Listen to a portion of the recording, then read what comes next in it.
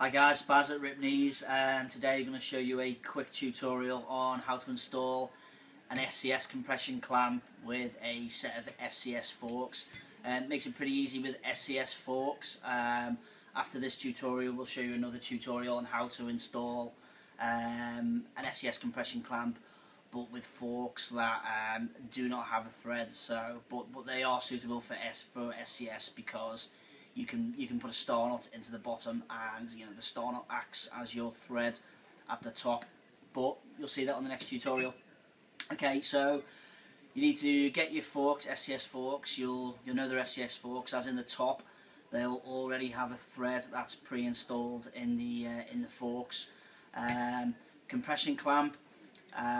What you'll notice about a compression clamp is halfway down the clamp has a ridge. What happens is that ridge will just sit slightly above the level of the forks when they come out of the headset, and in that ridge you'll have some kind of little disc that looks like that with a hole in the top, and then what you'll do is you'll put your compression bolt through, and then you'll put that in the middle of the clamp, and that ultimately will screw into the top of your forks, and it'll hold your headset in place and it'll compress that for you. Also, like quite a lot of clamps, you'll get a shim most likely with your clamp. Phoenix you don't actually get shims, so they're only suitable with standard size bars. Apex, and if you've got standard size bars, put the shim in.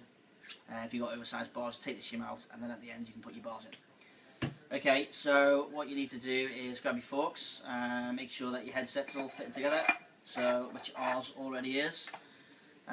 This is not the correct cap for the deck, but it is for the headset because it's an integrated headset. So, sorry, it's a non-integrated headset, but we're just going to use this top cap, which is fine.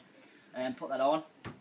So when your forks are in, all push your forks up, push your headset down nice and tight, and then all you need to do is grab your compression clamp and make sure all the bolts are slightly loosened off in case they were tight. Once they're loosened off, all you need to do is slide that on, and if you have a look inside, what you'll notice is that the forks come just below the ridge.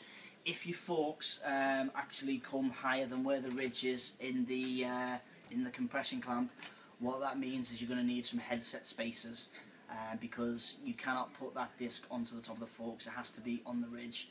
So you might need a couple of headset spacers to just pull to add the extra height, which would be like that there onto your compression clamp, and that would just pull the fork level just below that ridge, and then you could finish putting the clamp together.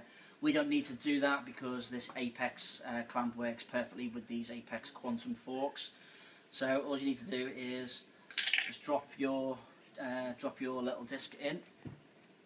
Actually, not need to show you that. Pick up the compression bolt, put it on, and then basically start screwing that in. So you screw that down right to the bottom until it becomes a little bit tight. Now there's no right or wrong way of doing this. You just screw it and get it as tight as you want. The tighter you get, the stiffer it is for your forks to turn, and your headset will be a bit stiffer. The looser, it'll mean that screws will be quite dialed, and it'll be able to spin your bars quite easy. Once that's done and that's in, what you need to do is tighten up the bolts on your SCS compression. Like all clamps, start from the bottom upwards until they get a little bit tight. On the SCS clamps, you just need to do the bottom two first, which grips that onto the forks. Leave the top two free, because you're going to slide your bars in shortly. Once you slide your bars in, then all you need to do is complete the clamp, tighten these two up slightly, and then go back down, carry on from the bottom right to the top, make sure that the clamp is tightened fully. Slide your bars in, make sure everything's tight, and then you're done and you're ready to go.